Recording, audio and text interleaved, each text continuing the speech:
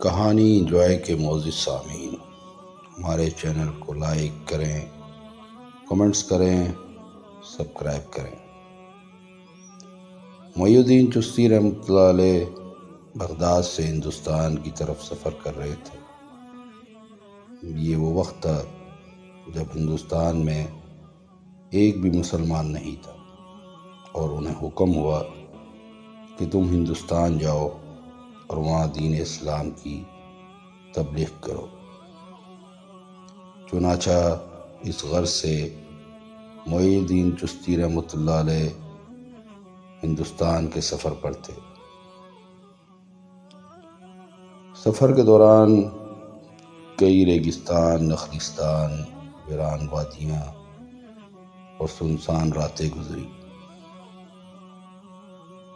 محی الدین چشتی صاحب جب ایک قصبے کے پاس سے گزر رہے تھے تو رات کا وقت تھا۔ انہیں اپنے ٹھہراؤ کے لیے کوئی سرائے چاہیے تھی، مگر اس علاقے میں کوئی سرائے انہیں نظر نہیں آ رہی تھی۔ دور ایک جھونپڑی تھی۔ محی الدین چشتی رحمۃ اللہ علیہ اس طرف چل پڑے۔ جھونپڑی کے قریب پہنچ کر انہوں نے آواز لگائی، کوئی ہے؟ تھوڑے وقفے کے بعد وہاں سے ایک بڑا شخص برآمد ہوا اور اس نے محی الدین چشتی رحمۃ اللہ علیہ سے کہا، کیا کام ہے؟ محی الدین چشتی رحمۃ اللہ علیہ نے فرمایا، میں مسافر ہوں اور رات گزارنا چاہتا ہوں، مجھے کوئی معقول جگہ مل سکتی ہے؟ یہ وہ دور تھا جب وہاں لوگوں کو مسلمانوں کے بارے میں علم نہیں تھا۔ اس شخص نے کہا، یہاں کوئی سرائے نہیں ہے، ہاں دور تھوڑا فاصلے پر ایک کھنڈر نما حویلی ہے، آپ وہاں چلے جائیں، مگر وہاں کوئی جاتا تو نہیں، مگر اس کے سوا آپ کے پاس چارہ بھی کوئی نہیں۔ محی الدین چشتی رحمۃ اللہ علیہ ہلکا سا مسکرائے اور کہا، شکریہ۔ یہ کہہ کر وہ اس کھنڈر نما حویلی کی طرف چل پڑے۔ حویلی کے قریب پہنچ کر انہوں نے دیکھا کہ یہ کسی راجہ مہاراجہ کی حویلی تھی اور اب کھنڈر بن چکی تھی، مگر پھر بھی اس کا کچھ حصہ دیکھنے لائق تھا۔ محی الدین چشتی رحمۃ اللہ علیہ اندر تشریف لے گئے تو وہ ساری حویلی کے کھنڈر جالوں سے بھرے ہوئے تھے، گرد و غبار تھی ہر طرف۔ محی الدین چشتی رحمۃ اللہ علیہ آرام کہیں بھی کر سکتے تھے، مگر ان کی عبادت کا کوئی خاص وقت تھا جس کے لیے انہیں کچھ چار دیواری چاہیے تھی۔ آخر انہیں ایک کمرہ ایسا مل ہی گیا جو صحیح سلامت تھا اور اوپر زینے بھی جاتے تھے جو اوپری منزل کو ملاتے تھے۔ کافی کاڑ کباڑ بھرا ہوا تھا۔ محی الدین چشتی رحمۃ اللہ علیہ نے ایک جگہ کو جھاڑ پونچھ کے صاف کیا اور اپنا مصلی نکالا اور نماز کی غرض سے کھڑے ہو گئے۔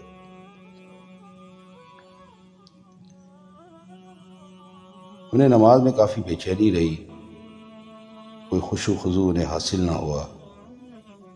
اسی حالت میں ان کی پوری رات گزر گئی۔ صبح وہ واپس اس شخص کے دروازے پر پھر پہنچے اور کہا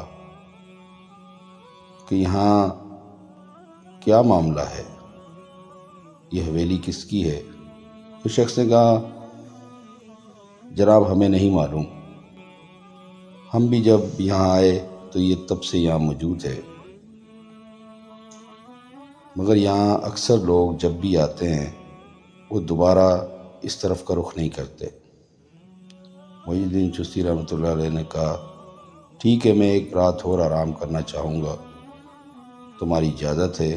انہوں نے کہا، میری کیا اجازت، یہ ویرانے کی حویلی ہے، جو چاہے اس میں آ کے رہ لے۔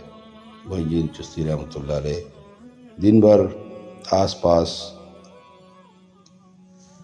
معائنہ کرتے رہے اور رات کو پھر حویلی میں داخل ہو۔ مصلی بچھاتے ہی انہوں نے باروب آواز میں کہا، جو بھی ہے وہ سامنے حاضر ہو جائے۔ اچانک چھن چھن کی آواز آئی اور ایک عورت جو انتہائی خوبصورت تھی دلہن کے لباس میں سامنے کھڑی تھی۔ محی الدین چشتی رحمۃ اللہ علیہ نے فرمایا، تم یہاں کب سے ہو؟ ہم نے کل عبادت کی تو ہمیں اس میں لطف نہیں آیا۔ پہلے تو میں یہ سمجھا کہ شاید یہ حویلی ویرانگی کی وجہ سے ہے، مگر میری دانش کہتی ہے کہ یہاں کوئی معاملہ ہے، اس لیے میں آج کی رات پھر رک گیا۔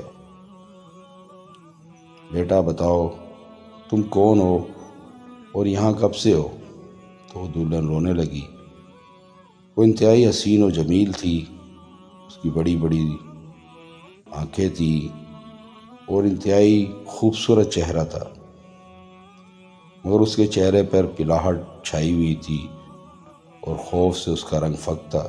اس نے کہا، محی الدین چشتی رحمۃ اللہ علیہ صاحب، معاملہ یہ ہے کہ میری یہاں بارات آئی تھی، یہ ایک راجہ کی حویلی تھی اور یہاں میں دلہن بن کر آئی۔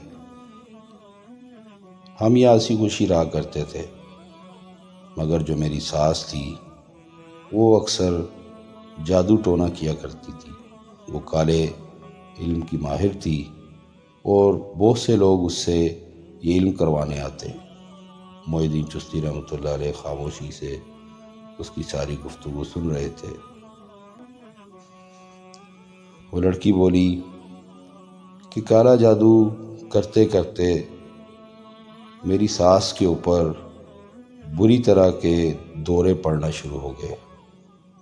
یہ اس کی بدعماریاں تھی جو اس پہ طاری ہوئی جا رہی تھی۔ تو ایک دن میری ساس نے مجھے کہا کہ تم بھی میرے ساتھ ایک کالے جادو کے علم میں شامل ہو جاؤ، جس سے میری طبیعت بہتر ہو سکتی ہے۔ لڑکی نے کہا، میں نے اپنی ساس کو منع کر دیا۔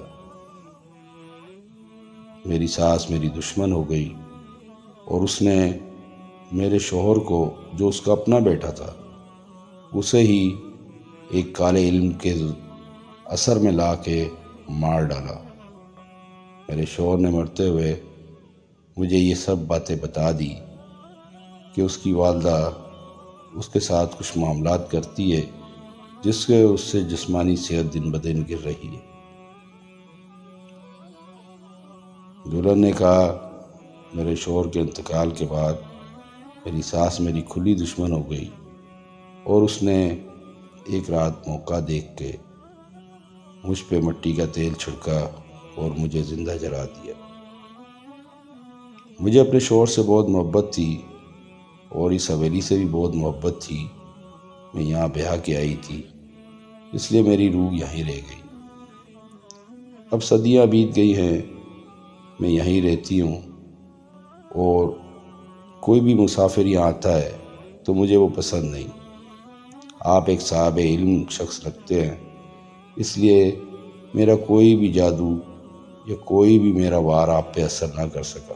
محی الدین چشتی رحمۃ اللہ علیہ مسکرا رہے تھے۔ انہوں نے کہا، بیٹا ہم ایک اللہ کی عبادت کرتے ہیں اور اسی کی راہ میں چلتے ہیں۔ میں تمہیں اس اذیت سے نجات دلا سکتا ہوں تاکہ تم عالم ارواح میں واپس چلی جاؤ۔ تمہاری روح یہاں جو بھٹک رہی ہے یہ مناسب نہیں۔ یہاں تم کسی کا خوف کے مارے قتل بھی کر سکتی ہو، وہ تمہارے لیے بہتر نہیں۔ وہ بہت معصوم سی بنی تھی۔ اس نے کہا، اے بزرگ، میں بھی اب تنگ ہوں اس زندگی سے، آپ مجھے اس سے چھٹکارا پائیں۔ محی چشتی رحمۃ اللہ علیہ نے کہا، تو پھر ابتدا یہیں سے کرتے ہیں۔ ہندوستان داخل ہونے سے پہلے میں ایک دلہن کو مسلمان کرتا ہوں، تم وہ الفاظ دہراؤ جو میں بولوں گا۔ اس نے کہا، ٹھیک ہے۔ محی الدین چشتی رحمۃ اللہ علیہ نے کلمہ طیبہ اس عورت سے پڑھوا اور کہا، لا الہ الا اللہ محمد الرسول اللہ۔ لڑکی نے بمشکل 3-4 بار اس کی کوشش کی اور آخر اس کی زبان سے جیسے ہی محمد الرسول اللہ ادا ہوا، ایک بھیانک چیخ کے ساتھ اس کا جوڑا وہیں کا وہیں رہ گیا اور اس کی روح پرواز کر گئی۔ محی الدین چشتی رحمۃ اللہ علیہ نے اللہ کا شکر ادا کیا اور اس جوڑے کو اپنی گہری نگاہ سے دیکھا تو اس میں آگ لگ گئی اور وہ خاک ہو گیا۔ انہوں نے اپنا سفر سامان باندھا اور حویلی سے باہر نکل آئے اور مڑ کے جب حویلی کی طرف دیکھا تو اس میں وحشت نام کی کوئی چیز نہ تھی، دہشت نام کا کوئی نشان نہ تھا۔ وہ ایسے تھی جیسے ایک پرامن عمارت ہو یا پرسکون جگہ ہو۔ تو دوستو، کیسی لگی آپ کو یہ کہانی؟ اچھی لگے تو لائک کریں، کمنٹس کریں، سبسکرائب کریں۔ شکریہ۔